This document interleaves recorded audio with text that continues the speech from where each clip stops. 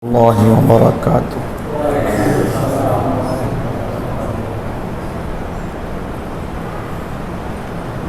الحمد لله نحمده ونستعينه ونستغفره ونؤمن به ونتوكل عليه ونعوذ بالله من شرور أنفسنا ومن سيئات أعمالنا من يهده الله فلا مضل له ومن يضلله فلا هادي له وأشهد أن لا إله إلا الله وحده لا شريك له وأشهد أن سيدنا ومولانا محمدا عبده ورسوله صلى الله تعالى عليه وعلى آله وأصحابه وبارك وسلم تسليما كثيرا أما بعد فأعوذ بالله من الشيطان الرجيم بسم الله الرحمن الرحيم ألم أعهد إليكم يا بني آدم ألا تعبدوا الشيطان إنه لكم عدو مبين وأن اعبدوني هذا صراط مستقيم بارك الله لنا ولكم في القرآن العظيم ونفعنا به أستغفر الله لي ولكم ولسائر المسلمين إنه هو الغفور الرحيم اللهم صل على سيدنا محمد وعلى آل سيدنا محمد وبارك وسلم اللهم صل على سيدنا محمد وعلى آل سيدنا محمد وبارك وسلم সমস্ত প্রশংসা আল্লাহ তাআলার জন্য, যিনি আমাদেরকে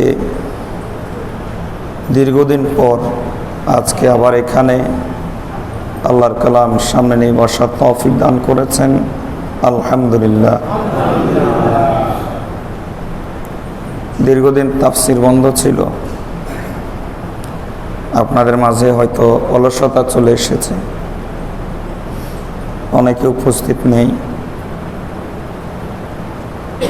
আল্লাহর কাছে দোয়া করি আল্লাহ যেন আমাদেরকে মরণ পর্যন্ত এই কোরআনের সাথে সম্পর্ক রাখার, গভীর থেকে গভীরতর মহব্বত রাখার তৌফিক দান করেন। আজকেও আপনাদের সামনে কোরআন মজিদের রূহ হিসাবে খ্যাত সূরা ইয়াসিনের 60, 61 এবং 62 নম্বর আয়াত তেলাওয়াত করা হয়েছে। তেলাওয়াতকৃত আয়াতগুলোর আলোকে আলহামদুলিল্লাহ আমরা অনেক দিন থেকেই তাফসির শুনে আসছি এবং আপনারা লক্ষ্য করেছেন এই আয়াতগুলোতে আল্লাহ তাআলা ইবলিসের, শয়তানের চক্রান্তের দিকে ইশারা করে বলেছেন যে কিয়ামতের দিন আল্লাহ অপরাধীদেরকে বলবেন, আমি কি তোমাদের থেকে এই মর্মে ওয়াদা নেইনি যে তোমরা শয়তানের ইবাদত করবে না? কারণ শয়তান তোমাদের প্রকাশ্য শত্রু।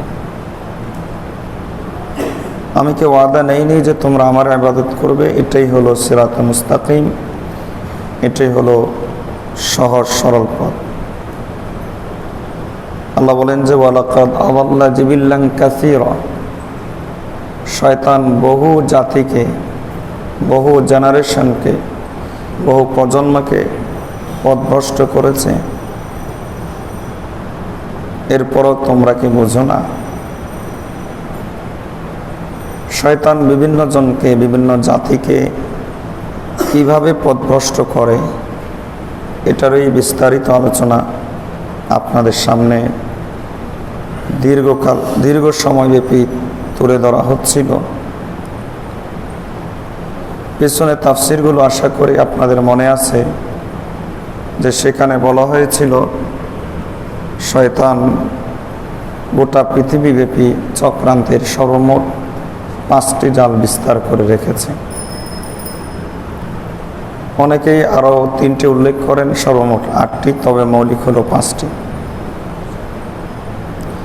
এই 5টি জালকে সে গোটা পৃথিবীর মধ্যে বিছিয়ে রেখেছে। পৃথিবীর এমন কোনো ইঞ্চি জায়গা খালি নাই, কি জমিন বলেন, কি আকাশ বলেন, কি স্থলভাগ বলেন, কি জলভাগ বলেন, সব জায়গাতে 5টি জাল তার বিছানো অবস্থায় আছে। এই 5 জালে আবদ্ধ করার জন্য সে 17টি কৌশল অবলম্বন করে। আশা করি আপনাদের মনে আছে 5 জাল হলো, প্রথমত কুফুরের জাল, দ্বিতীয়ত শিরিকের জাল, তৃতীয়ত আকীদাগত বিদআতের জাল এবং চতুর্থত আমলগত বিদআতের জাল, 5ম নম্বর হলো কবিরা গুনার জাল। এই 5 জালে আবদ্ধ করার জন্য সে যে 17টি কৌশল অবলম্বন করে, তার মধ্য থেকে প্রথম কৌশল ছিল ওয়াসওয়াসা বা সন্দেহ সৃষ্টি করা। এটা তার একেবারেই প্রথম কৌশল। তার আরেকটু বড় কৌশল, পরবর্তী কৌশল ওয়াসওয়াসা সম্পর্কে বা প্রথম কৌশল সম্পর্কে আমরা আলহামদুলিল্লাহ বিস্তারিত আলোচনা শুনেছি, এবং সে ওয়াসওয়াসার ধরন কি, পদ্ধতি কি, এবং ওয়াসওয়াসা কেন আসে, আসার কারণ কি, এ থেকে বাঁচার উপায় কি, চিকিৎসা কি, বিস্তারিত আলোচনা পিছনে তাফসির আমরা শুনেছি। আজকে আল্লাহ যদি কবুল করেন তাহলে তার চক্রান্তের দ্বিতীয় যে কৌশল, সেই কৌশল সম্পর্কে আলোচনা করা হবে। তার চক্রান্তের দ্বিতীয় কৌশলের নাম হলো, আরবিতে একে বলে হামাজা। আরবিতে একে বলে হামাজা। বাংলা অর্থ হলো প্ররোচনা দেওয়া, উদ্বুদ্ধ করা, কোনো কিছুর প্রতি কাউকে উদ্বুদ্ধ করা, উস্কে দেওয়া, উত্তেজিত করে তোলা, এটাকে বলা হামাজা। এই চক্রান্ত সম্পর্কে আল্লাহ তাআলা সূরা মুমিনুনের এক আয়াতে বলেন, ওয়াকুর রব্বি আউযু বিকা মিন হামাযাতিশ শায়াতিন ওয়া আউযু বিকা রব্বি আন ইয়াহযুরুন। হে নবী, আপনি বলে দিন তারা যেন এভাবে দোয়া করে যে আল্লাহ, আপনার কাছে শয়তানদের হামাজা থেকে, প্ররোচনা থেকে আপনার কাছে আশ্রয় চাই, আর আশ্রয় চাই শয়তানের উপস্থিতি থেকে, সে যেন উপস্থিত হতে না পারে। এই প্ররোচনা কিভাবে দেয়, নবীজি সাল্লাল্লাহু আলাইহি সাল্লাম এক হাদিসের মধ্যে তার বিবরণ দিয়েছেন। শয়তান যখন একটা বিষয়ের প্রতি কোনো ব্যক্তিকে উদ্বুদ্ধ করে, যদি শয়তানের ধোঁকাতে সে পড়ে যায়, শয়তানের কথায় যদি সে পড়ে যায়, তাহলেই সে গুনাহটা করে ফেলে। আর নেক আমলের ক্ষেত্রে যদি সে শয়তানের ধোঁকায় পড়ে, তাহলে ওই নেক আমলটা বরবাদ হয়ে যায়। যেমন ধরুন, নামাজ একটা অনেক বড় ইবাদত। নবী সাল্লাল্লাহু আলাইহি ওয়াসাল্লাম বলেছেন, একটা সিজদার দাম আল্লাহর কাছে খায়রুম মিনাদ দুনিয়া ওয়া মা ফিহা, দুনিয়া এবং দুনিয়ার মধ্যে যা কিছু আছে তার চাইতে উত্তম। এখন নামাজিকে শয়তান এই কথা বলবে না যে নামাজ ছেড়ে দাও, বরং নামাজিকে শয়তান উদ্বুদ্ধ করবে, নামাজ পড়ে ভালো মানুষ সাজো, নিজেকে প্রকাশ করো। যে ন্যায় বিচার করে তাকে কথার প্রতি উদ্বুদ্ধ করবে না যে ন্যায় বিচার ছেড়ে দাও, তাকে উদ্বুদ্ধ করবে যে ন্যায় বিচারের মাধ্যমে নিজেকে ভালো শাসক, ন্যায় বিচারক হিসাবে মানুষের কাছে প্রকাশ করো। অর্থাৎ আমি যেটা বোঝাতে চাচ্ছি, শয়তান প্রত্যেকের কাছে তার রুচি অনুপাতে তাকে ওই কাজের প্রতি উদ্বুদ্ধ করবে। আমাদের বুজুর্গ মুফতি শফি রহমতুল্লাহ আলাইহ এজন্য বলতেন যে মৌলবী কা শয়তান মৌলবী হতা হয়। মৌলবী সাহেবের শয়তান মৌলবী সাহেব হয়। মৌলবী সাহেবকে বলবে না নামাজ ছেড়ে দাও, মৌলবী সাহেবকে জামাতের প্রতি গুরুত্ব কমিয়ে দিবে। মৌলবী সাহেবকে বলবে না যে এই শিরিকটা করো, মৌলবী সাহেবের অন্তরে রিয়া তৈরি করে দিবে। অর্থাৎ যার রুচি যেমন, শয়তান তার কাছে ওই কাজটা সেভাবেই পেশ করে। নবীজি সাল্লাল্লাহু আলাইহি ওয়াসাল্লাম হাদিসের মধ্যে বলেন, তুরাদুল ফিতানু আলাল কুলুবি কাল হাসিরি উদান উদা ফাআইয়ু কলবিন উশরিবাহা নুকিতাত ফিহি নুকতাতুন সাউদা ওয়া আইয়ু কলবিন আনকারাহা নুকিতাত ফিহি নুকতাতুন বাইদা হাত্তা তাসিরাল কুলুবু আলা কলবাইন। নবীজি বলেন, ফিতনাগুলো মানে গুনাহগুলো অথবা আমল বরবাদকারী বিষয়গুলো, গুনাহগুলো অথবা আমল বরবাদকারী বিষয়গুলো, ফিতনাগুলো তোমাদের সামনে উপস্থাপন করা হবে। উপস্থাপন করবে কে? ইবলিসে করবে। ইবলিস ফিতনাগুলোকে আমাদের সামনে পেশ করবে এবং এর প্রতি উদ্বুদ্ধ করবে। নবীজি বলেন যে সে খুব ধৈর্যশীল এবং তার কাজে সে খুব এক্সপার্ট। একের পর এক সে উদ্বুদ্ধ করতে থাকবে। যেমন পাটি, বিছানা যখন বুনন করা হয়, একটার পর একটা যেরকম বুনন লাগানো হয়, তখন একটা ঘন বুনন বিশিষ্ট টেকসই বিছানা হয়। ঠিক তেমনিভাবে ইবলিস একের পর এক গুনাহ তোমাদের সামনে তুলে ধরবে। যদি সে এগুলো তোমার সামনে তুলে ধরে আর তুমি যদি সেগুলো রিসিভ করতে থাকো, সে যেদিকে তোমাকে উদ্বুদ্ধ করেছে সেটা যদি তুমি রিসিভ করতে থাকো, তাহলে তোমার অন্তরে কালো দাগ পড়তে থাকবে। আর যদি তুমি সেগুলোকে রিসিভ না করে উপেক্ষা করো, তাহলে তোমার অন্তরে সাদা দাগ পড়বে, নূরের দাগ পড়বে। এভাবে অন্তর দুই ভাগে বিভক্ত হয়ে যায়। নবী সাল্লাল্লাহু আলাইহি ওয়াসাল্লাম বলেন, এক ভাগের অন্তর ইবলিসের দাওয়াত, ইবলিসের এই ইনভিটেশন সে গ্রহণ করে এরপরে তার অন্তরটা এতটাই কালো হয়ে যায়। নবীজি বলেন তার অন্তর অবস্থা এমন, যেমনভাবে একটা কলসি মাটির, সেটাকে উপর করে রাখলে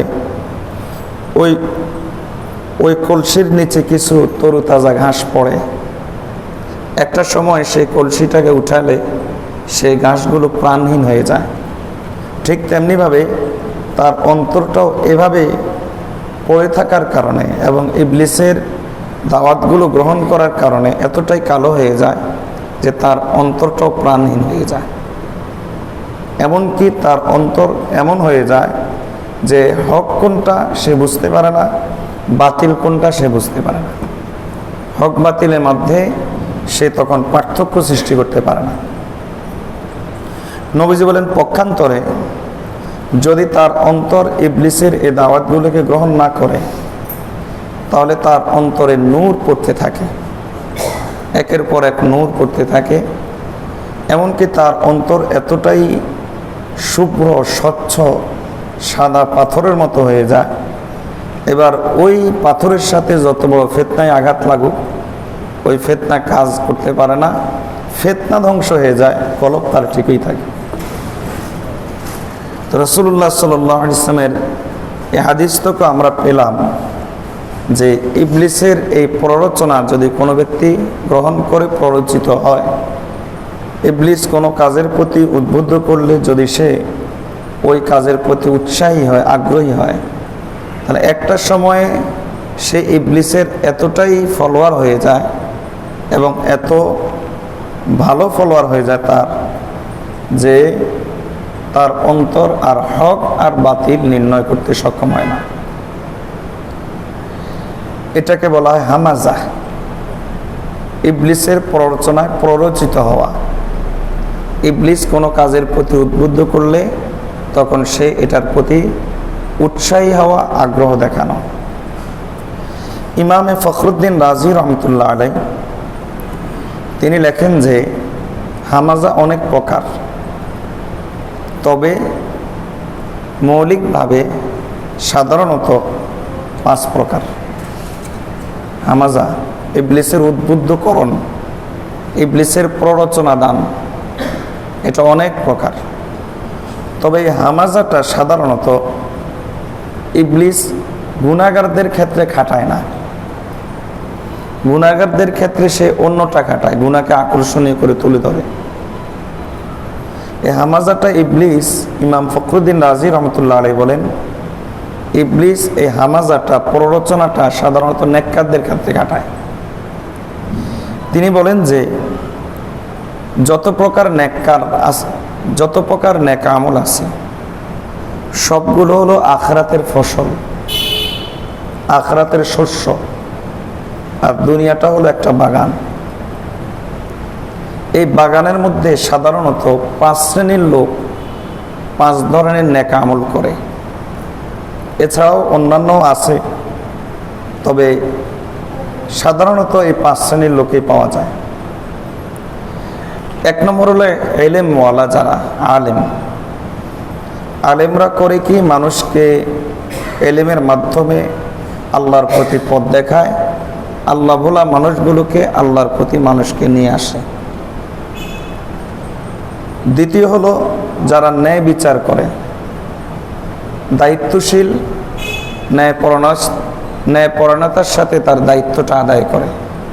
যেমন পরিবারের কর্তা, বাবা, সন্তানদের মধ্যে সে ন্যায় বিচার করে, অথবা জনপ্রতিনিধি, মানুষের মধ্যে সে ন্যায় বিচার করে, অথবা জাস্টিস, প্রশাসক, মানুষের মধ্যে সে ন্যায় বিচার করে, অথবা দলের নেতা, দলের অন্যান্য কর্মীদের প্রতি সে ন্যায় বিচার করে, অথবা প্রতিষ্ঠানের প্রধান কর্মকর্তা, প্রতিষ্ঠানের অন্যদের প্রতি সে ন্যায় বিচার করে।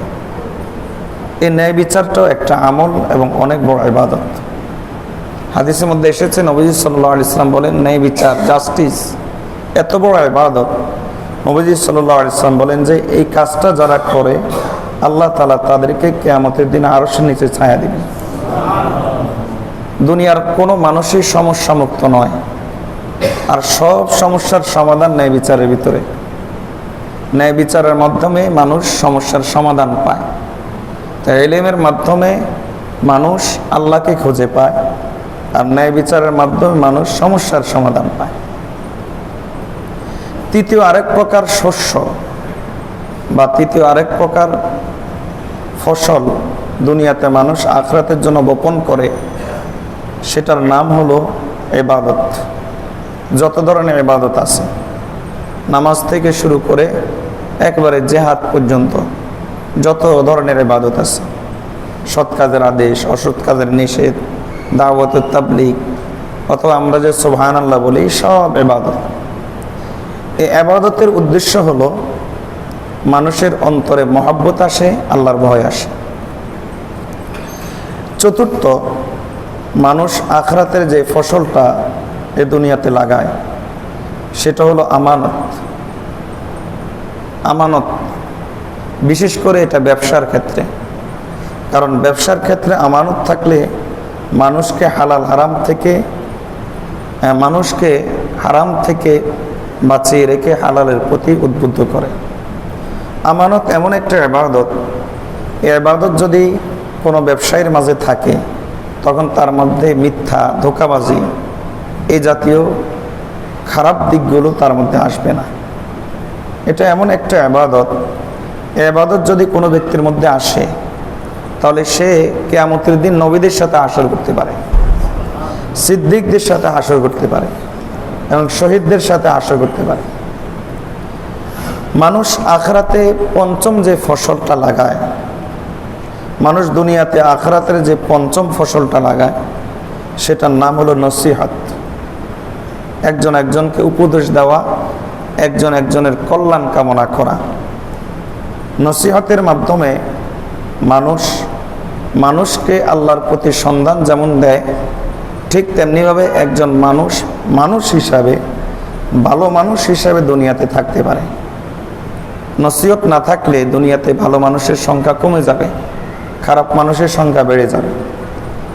তিনি বলেন যে আখিরাতের এই 5টা ফসল মানুষ দুনিয়াতে লাগায়।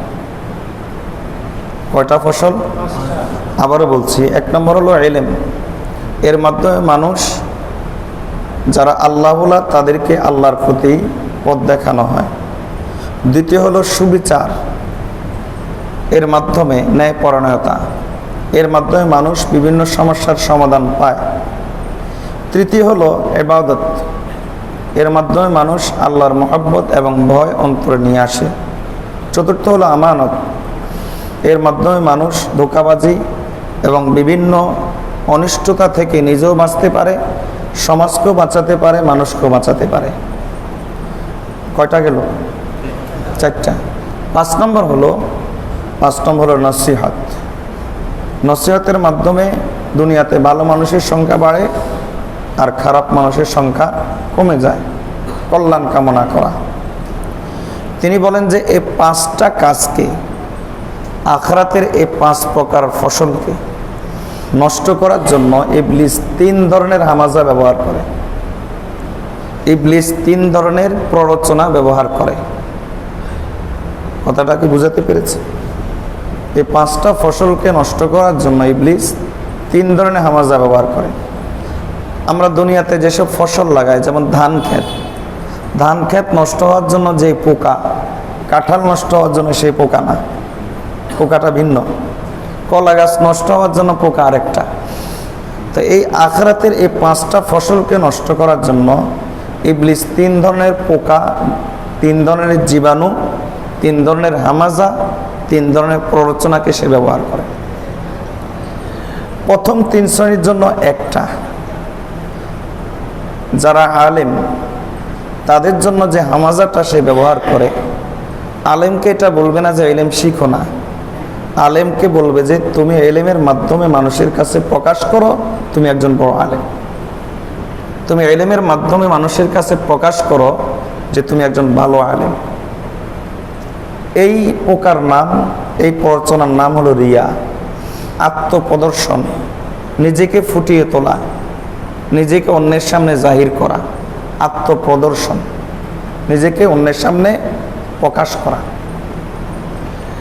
এই আত্মপ্রদর্শন বা রিয়ার মাধ্যমে এলেমওয়ালা যত ফসল লাগায়, তার আলোচনা শুনে, তার কথা শুনে, তার এলেম দেখে শত শত মানুষ, হাজার হাজার মানুষ আল্লাহকে পেয়ে যায়, কিন্তু সে জাহান্নামের দিকে চলতে থাকে। তার মাধ্যমে বহু মানুষ হেদায়েত পায়, কিন্তু সে হেদায়েত পায় না। এটা হলো এলেমওয়ালার এলেমকে নষ্ট করার জন্য এই পোকাটা ইবলিস ব্যবহার করে। অনুরূপভাবে সুবিচার যারা করে, ন্যায়পরায়ণতা যাদের মাধ্যমে আসে, যাদের মাধ্যমে প্রতিষ্ঠিত হয়, তাদের জন্য একই ওষুধ সে ব্যবহার করে, একই প্ররোচনা সে দেয়। ন্যায় বিচারের মাধ্যমে তুমি ভালো মানুষ সাজো, জনপ্রিয় হও, জনপ্রিয়তার লোভ তার মধ্যে ঢুকিয়ে দেয়। এটাকে বলা হয় রিয়া। আগে জনপ্রিয়তা, আত্মপ্রদর্শন, আত্মপ্রকাশ, নিজেকে প্রকাশ করা, নিজেকে ফুটিয়ে তোলা, নিজেকে ভালো মানুষ হিসাবে অন্যের সামনে পেশ করা, এই সবগুলোর এক শব্দে আরবি নাম হলো রিয়া। তো তার এই ন্যায় বিচারটাকে নষ্ট করে দেয় এই রিয়ার মাধ্যমে।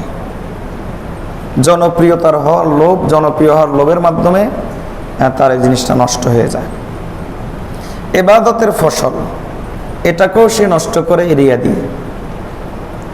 তাহলে 3 ফসলের জন্য তার এক অস্ত্র, সেই অস্ত্রের নাম হলো রিয়া। পক্ষান্তরে আমানত, ব্যবসায়ীদের মধ্যে যে আমানতদারিতা, এই ফসলটাকে সে নষ্ট করে কিসের মাধ্যমে? খেয়ানতের মাধ্যমে। এই ফসলটা যদি ঠিকমতো লাগতো তাহলে এই ব্যবসায়ীর হাসর কিন্তু নবীদের সাথে হতো। এটা যদি ঠিকমতো লাগতো তাহলে এই ব্যবসায়ীর হাসর সিদ্দিকদের সাথে হতো। কিন্তু এই ফসলটাকে নষ্ট করে দেয় সে খেয়ানতের মাধ্যমে, উদ্বুদ্ধ করে যে খেয়ানত করো, একটু বেশি ভেজাল মিশাও, তাহলেই তো ভালো লাভ পাবে। জেনুইন ভালো জিনিস দিলে মানুষ এটা কিনবে না। এখন ভালো জিনিসের দাম আছে নাকি? 2 টাকা কিভাবে ইনকাম করা যায় সেটা চিন্তা করো, ভালো লাভ পাবে। এভাবে মানুষকে খেয়ানতের প্রতি উদ্বুদ্ধ করে, খেয়ানতের লোভ তার অন্তরে জাগিয়ে দেয়। পক্ষান্তরে যারা নসিহত করে, ওয়াজ করে, উপদেশ দেয়, তাদের বেলায় ইবলিস কলঙ্ক নামক অস্ত্রকে ব্যবহার করে। অর্থাৎ তার প্রতি এমন একটা অপবাদ এনে দিবে, অথবা ওই লোকটা বাস্তবে এমন কোন অপরাধ করে ফেলবে। হয় ইবলিস এটা তৈরি করবে, অথবা বাস্তবেই সে অপরাধী হবে। এমন একটা অপরাধ সে করে বসবে, অথবা ইবলিস তাকে এমন একটা অপবাদ দিয়ে দিবে যার কারণে মানুষের সামনে তার আস্থা কমে যাবে, মানুষের কাছে সে কলঙ্কিত হয়ে যাবে। কলঙ্কিত হওয়ার পরে মানুষ তার কথা গ্রহণ করবে না, বলবে যে সে তো এরকম, আমি তার কথা মানব কিভাবে।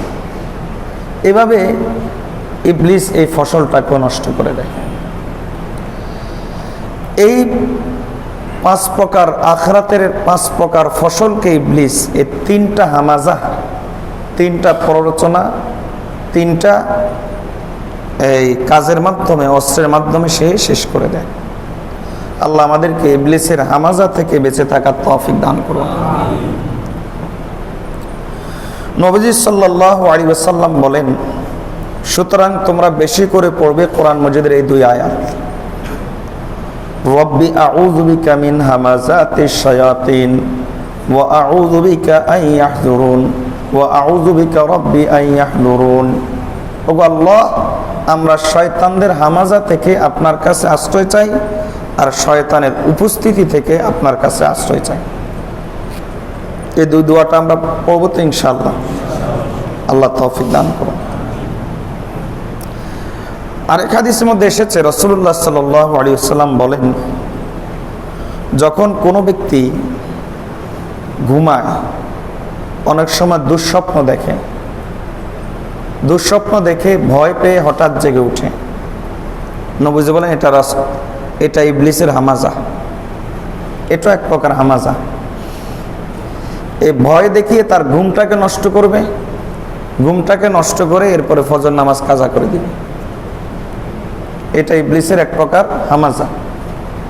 এজন্য নবীজি সাল্লাল্লাহু আলাইহি ওয়াসাল্লাম বলেন যে যারা ভয় পায়, ঘুম থেকে উঠে ভয় পায়, তারা যেন একটা দোয়া পড়ে। দোয়া পড়ে একেবারেই নিশ্চিত হয়ে যাবে যে কোনো প্রকার অনিষ্টকারী আমার অনিষ্ট করতে পারবে না।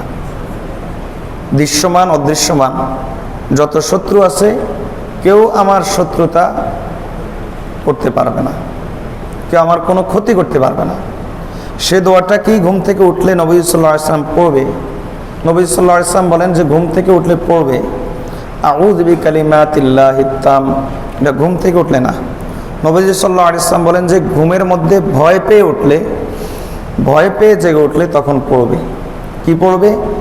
আউযু বিকালিমাতিল্লাহিত তাম্মাতি মিন গাযাবিহি ওয়া ইকাবিহি ওয়া শাররি ইবাদিহি ওয়া মিন হামাযাতিশ শায়াতিন ওয়া আন ইয়াহযুরুন। দোয়াটা খুব গুরুত্বপূর্ণ। এই দোয়ার অর্থ হলো, ওগো আল্লাহ, আপনার কাছে আপনার পরিপূর্ণ কালিমার মাধ্যমে আপনার গজব থেকে, আপনার শাস্তি থেকে, এবং আপনার যে সমস্ত বান্দা আছে তাদের অনিষ্টতা থেকে, এবং শয়তানদের হামাজা থেকে, শয়তানদের প্ররোচনা থেকে, এবং শয়তানদের উপস্থিতি থেকে পানা চাই, আশ্রয় চাই। নবীজি বলেন যে এই দোয়াটা যদি তুমি পড়ে ফেলো, পড়ে ফেলার সঙ্গে সঙ্গে তুমি আশ্বস্ত হয়ে যাও, নিশ্চিত হয়ে যাও যে তোমাকে কোনো প্রকার অনিষ্টকারী তোমার অনিষ্টতা করতে পারবে না। তুমি এটা নিশ্চিত হয়ে যাও। সুতরাং আমরা এই দোয়াটা পড়বো, রাজি আছি ইনশাআল্লাহ? আমার সাথে একবার পড়েন, আউযু বিকালিমাতিল্লাহি তাম্মাতি মিন গাযাবিহি ওয়া ইকাবিহি ওয়া শাররি ইবাদিহি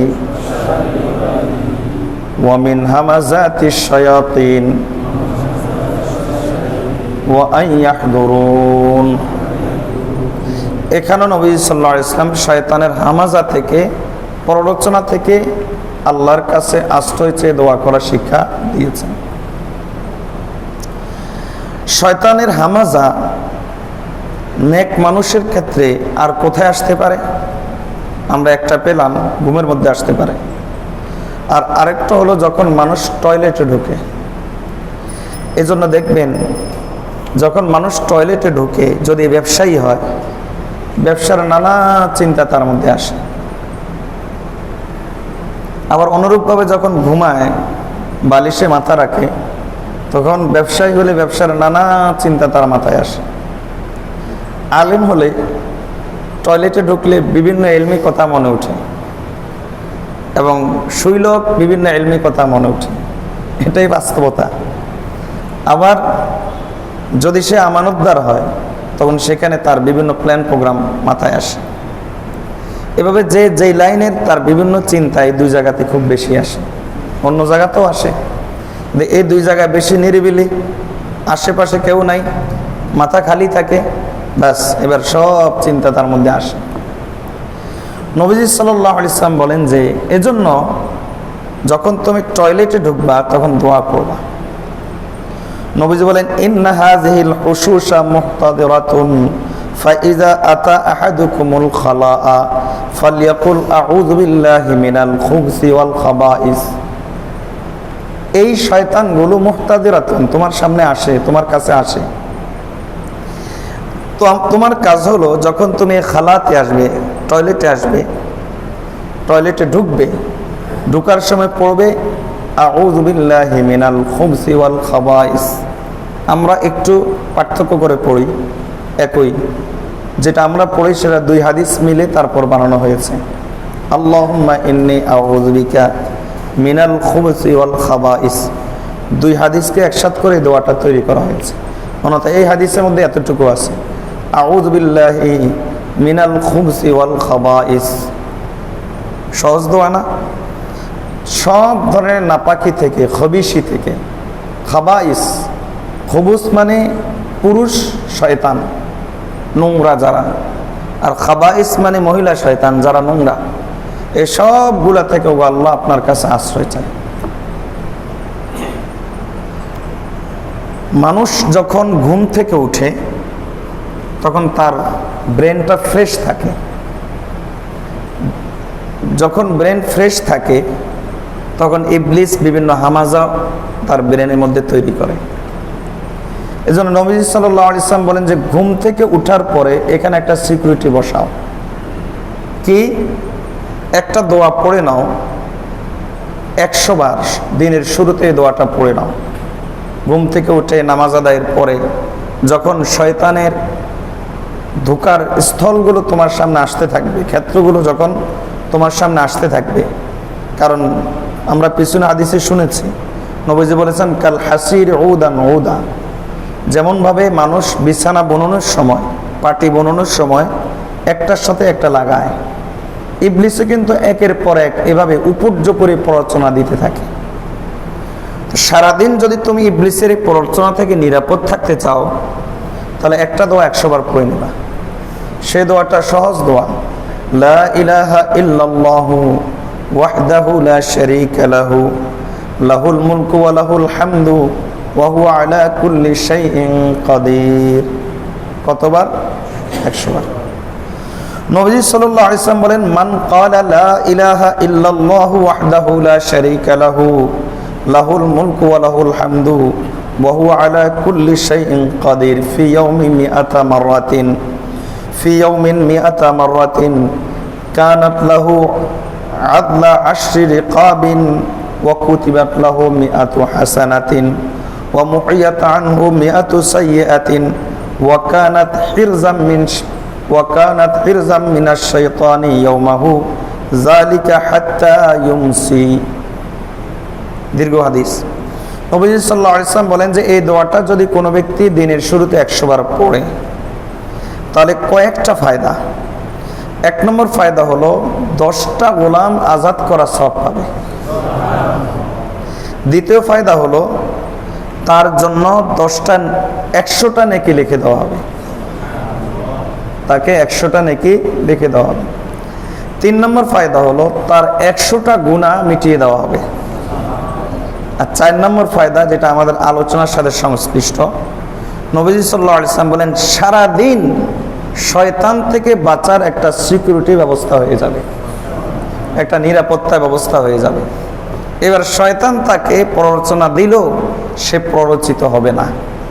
শয়তান তাকে উদ্বুদ্ধ করলো, সে উদ্বুদ্ধ হবে না।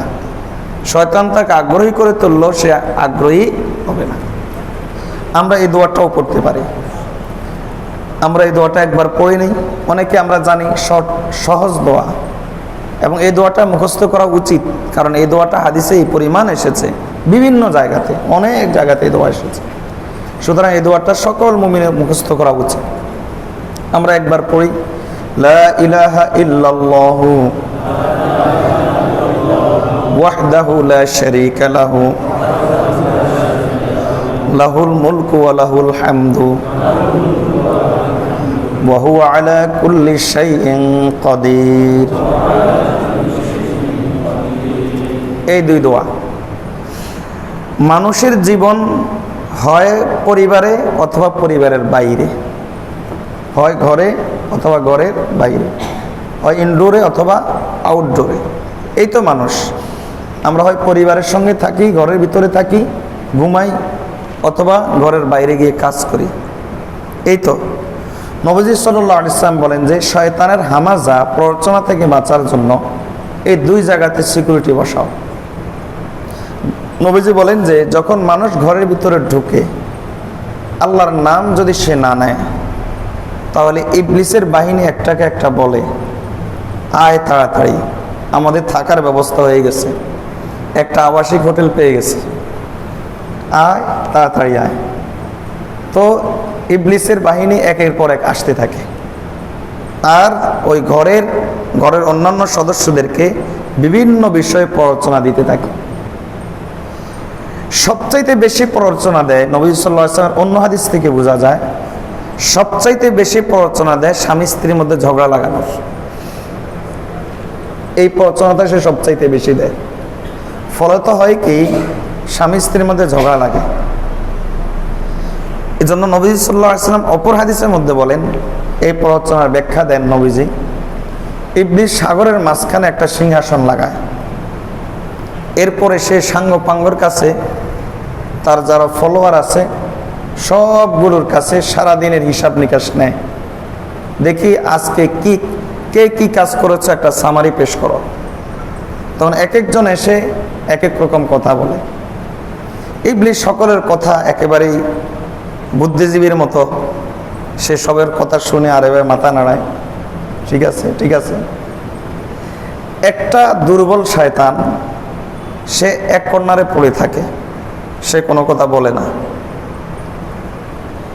সবার যখন বিবরণ শেষ হয়, সে তখন বলে যায়, আমি কি বলবো, আমার তো কাজটা ছোট। কি কাজ? আমি শুধু এতটুকু করেছি, স্বামী স্ত্রীর মধ্যে ঝগড়া লাগিয়ে দিয়েছি, আর কিছু করতে পারিনি, সারাদিনে একটা কাজই করছি। ইবলিস তখন তার সিংহাসন থেকে উঠে আসে, উঠে এসে বলে, হ্যাঁ তুমি আমার যোগ্য উত্তরসূরি, আর বাকিগুলো এত যোগ্য না, তোমার কাজটাই সবচেয়ে বড় কাজ হয়েছে। এজন্য দেখবেন যে অনেক সময় একটা কথা প্রবাদ আছে, পচা শামুকে পা কাটা যায়। ইবলিসের বড় বড় সৈন্য যা করতে পারে না, বড় বড় সোলজার যেখানে ব্যর্থ, সেখানে ল্যাংলা, হাদিসের মধ্যে আছে সে ল্যাংলা, সেই ল্যাংলা শয়তানটা, দুর্বল শয়তানটা, সে সেটা করতে সক্ষম হয়ে যায়। ইবলিস তার সাঙ্গপাঙ্গ নিয়ে এভাবে একজন মানুষের ঘরে সে বসবাস করা শুরু করে, যদি সে ঘরে ঢুকে দোয়াটা না পড়ে। কি দোয়া? যে কোনো একটা জিকির, তবে এ দোয়াটা পড়লে ভালো, আউযু বিকালিমাতিল্লাহি তাম্মাতি মিন শাররি মা খালাক। নবীজি বলেন 3 বার পড়বা। কয়বার? অনুরূপভাবে যখন মানুষ ঘর থেকে বের হয়, জীবনের আমার আরেকটা দিক, একটা দিক হলো আমরা ঘরে থাকি, আর আরেকটা দিক হলো আমাদের ঘর থেকে বের হই। নবী সাল্লাল্লাহু আলাইহি ওয়াসাল্লাম বলেন যে যখনই তুমি ঘর থেকে বের হবা তখন আরেকটা সিকিউরিটি বসাও। সেই সিকিউরিটিটা কি? একটা দোয়া। এটা তোমার জন্য ইবলিস থেকে আত্মরক্ষার কাজ কৌশল হিসাবে একেবারে এত শক্তিশালীভাবে কাজ করবে যে ইবলিস কেন, ইবলিসের গোটা বাহিনী ভয় পেয়ে যাবে। অনেক বড় অস্ত্র, সে ছোট্ট অস্ত্রটা ব্যবহার করে নাও। আমাদের কাছে অস্ত্র ছোট হইতে পারে, কিন্তু এর পাওয়ার হলো অ্যাটমিক পাওয়ার। অ্যাটম বম ছোট, কিন্তু পাওয়ার অনেক বেশি। এই দোয়াটা খুব ছোট, কিন্তু পাওয়ার হলো অ্যাটমিক পাওয়ার। সে দোয়াটা কি? দোয়াটা হলো তুমি ঘর থেকে বের হয়ে পড়বে। কি পড়বে? বিসমিল্লাহি তাওয়াক্কালতু আলাল্লাহ লা হাওলা ওয়ালা কুওয়াতা ইল্লা বিল্লাহ। শেষ। বোম মেরে দিছেন। এই দোয়া পড়া মানে ইবলিসের বাহিনীর উপর বোম মারা হয়ে গেছে। বিসমিল্লাহি তাওয়াক্কালতু আলাল্লাহ লা হাওলা ওয়ালা কুওয়াতা ইল্লা বিল্লাহ। নবীজি বলেন এটা এত বড় বোম যে আল্লাহর পক্ষ থেকে বলা হয় যে তুমি যে বোমটা মেরেছ লক্ষ্যটা ঠিক মতোই লেগেছে, লক্ষ্যভেদ হয়েছে, লক্ষ্যচ্যুত হয় নাই। এই জন্য ফেরেশতাদের পক্ষ থেকে তার প্রতি এলান দিয়ে দেওয়া হয়, ঘোষণা দিয়ে দেওয়া হয়। কি? হুদিতা ওয়া কুফিতা ওয়া বকিতা ওয়া তানাহা আনহু শাইতান। তুমি হেদায়েত পেয়ে গেছো। ওয়া কুফিতা, তোমার জন্য যথেষ্ট হয়ে গেছে, এক বোমই শেষ, ইবলিসের বাহিনী শেষ, নাস্তানাবুদ, যথেষ্ট হয়ে গেছে। ওয়া বকিতা, তুমি ইবলিসের বাহিনী থেকে বেঁচে গেছো। ওয়া তানাহা আনহু শাইতান, তোমার থেকে শয়তান বহু দূরে পালিয়ে গেছে। আর ইবলিসের বাহিনী যারা তাকে আক্রমণ করার জন্য তার প্রতি আসে, ঘর থেকে বের হওয়ার সাথে সাথেই ইবলিসের একটা বাহিনী তার প্রতি ধেয়ে আসে যে তাকে অ্যাটাক করবে। এই লোকটা যখন এই দোয়াটার মাধ্যমে এই পারমাণবিক বোমটা মেরে দেয়, সঙ্গে সঙ্গে ইবলিসের বাহিনী দূরে সরতে থাকে, দূরে পালাতে থাকে। এবং ইবলিসের বাহিনী একজন একজনকে বলতে থাকে, কাইফা লাকা বিরাজুলিন কাদ হুদিতা ওয়া কুফিয়া ওয়া ওকিয়া ওয়া তানাহা আনহু শাইতান। এই লোকের আর কি কাজ? একে দিয়ে আমাদের কাজ হবে না, কারণ এ এখন আমাদের জন্য পুরাটাই বোম হয়ে গেছে। এখন এ তো হেদায়েত পেয়ে গেছে, এ তো নিজেকে বাঁচিয়ে নিল, এ তো এমন এক দোয়া পড়েছে যেটা যথেষ্ট হয়ে গেছে তার জন্য। এ তো আমাদেরকে ভাগিয়ে দিল, কাজে চল ভাগি, এর কাছে থেকে কোনো ফায়দা নেই। বলেন তো এই দোয়াটার দরকার আছে কিনা? আছে কিনা? এই জন্য আমরা একবার মুখস্থ করে নিই, বিসমিল্লাহি তাওয়াক্কালতু আলাল্লাহ লা হাওলা ওয়ালা কুওয়াতা ইল্লা বিল্লাহ। বিসমিল্লাহি তাওয়াক্কালতু আলাল্লাহ লা হাওলা ওয়ালা কুওয়াতা ইল্লা বিল্লাহ। দোয়াটা খুব কঠিন নাকি? না সহজ দোয়া? সহজ। এই দোয়াগুলো এমন দোয়া, মনে রাখবেন যে খারাপ জিন যেগুলো আছে সেগুলো মূলত ইবলিসের বাহিনী, ইবলিসের পক্ষে কাজ করে। আপনি এই দোয়াগুলো যদি পড়েন তাহলে যথাসময়ে আল্লাহ তাআলা আপনাকে হেফাজত করবেন, কোনো প্রকার জিন দ্বারা আক্রান্ত হবেন না। এই দোয়াগুলো পড়তে পারবো না ইনশাআল্লাহ? আল্লাহ আমাদেরকে যে কথাগুলো বলেছে এর উপর আমল করার তৌফিক দান করুন। ইবলিস গোটা পৃথিবীব্যাপী 5টা জাল বিস্তার করে, 17টা কৌশলে সে 5টা জালের মধ্যে মানুষকে আবদ্ধ করে। তার মধ্যে একটা কৌশল গেল ওয়াসওয়াসা, আর আরেকটা আজকে গেল, সেটা হলো হামাজা। এর নাম কি? হামাজা, মানে প্ররোচনা দেওয়া, উদ্বুদ্ধ করা, কারোর ভিতরে কোনো বিষয়ের প্রতি আগ্রহী করে তোলা, এটা হলো বলা হামাজা। আল্লাহ আমাদেরকে ইবলিসের হামাজা থেকেও বেঁচে থাকার তৌফিক দান করুন। ওয়া আখিরু দাওয়ানা আনিল হামদুলিল্লাহি রাব্বিল আলামিন। ইনশাআল্লাহ আগামী সপ্তাহে বা আগামী তাফসিরে, আমি আসলে ডায়েরি দেখে আসা উচিত ছিল, আগামী রোববারে তাফসির ঘোষণা দিলে আসবেন, আর ঘোষণা না দিলে আসবেন না। ইনশাআল্লাহ আগামী তাফসিরে এর পরবর্তী কৌশল সম্পর্কে আলোচনা করা হবে। ওয়া আখিরু দাওয়ানা আনিল হামদুলিল্লাহি রাব্বিল আলামিন। দোয়া করে আমরা সকলে উঠে যাই।